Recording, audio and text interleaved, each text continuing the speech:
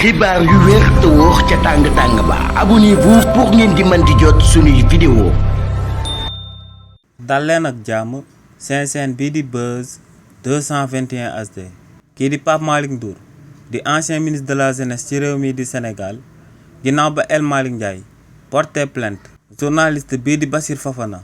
ginnaaw ba kookee waxee que ne si marché bi nga xam ne moom la war a jëndalee député yu nekk biir assemblée nationale ku ci nekk akub oto da koo jël daal di koy jébbal ñi nga xam ne ñi mu xam la si li ni mel démb kii di Bassir Fofana dañ ko cee placé woon à garde à vue waaye tamit kii di Pape Malick Ndour yëkkati na ay kàddu daal di koy jëmale si li ni mel. si li ni mel kii di Pape Malick Ndour ne luñ teg loxo kii di Bassir Fofana ci réew mii di Sénégal aku prise d'otage politique la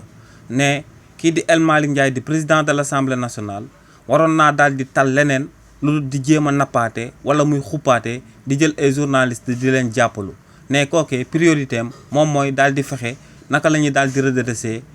situation économique ci réew mii di Sénégal nee nag scandale du daal di wees marché boobee nga xam ne kii di El Malick Ndiaye daal dina koy jébbale ngir daal di jënd oto yu daal di nekk biir assemblée nationale ne loolee akub scandale de flagrant délit la. waaye tamit kii di Pape Malick Ndour daal di wéyal ne si marché boobee nga xam ne kookee di El Malick Ndiaye daal dina koy amal ngir daal di jënd oto yi ca biir assemblée nationale ne marché boobee xaalis bi nga xam ne moom lañ ci daal di dugal moom moo ëpp ñeenti yoon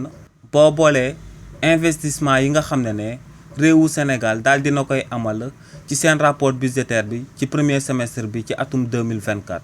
donc ne lu leer ba am moom mooy que ne marché boobee daal di am biir assemblée nationale akub marché la bu nekk akub scandale te ne bépp sénégalais am na droit daal di ci àddu donc luñ daal di téye kookee di Bassir Fofana daal di koy tëj ci kaso bi ne loolee du lenn lu dul akub prise d'otage politique. xibaar yu wér te wóor ca tàng-tàng ba abonnez-vous pour ngeen di mën di jot suñuy vidéo.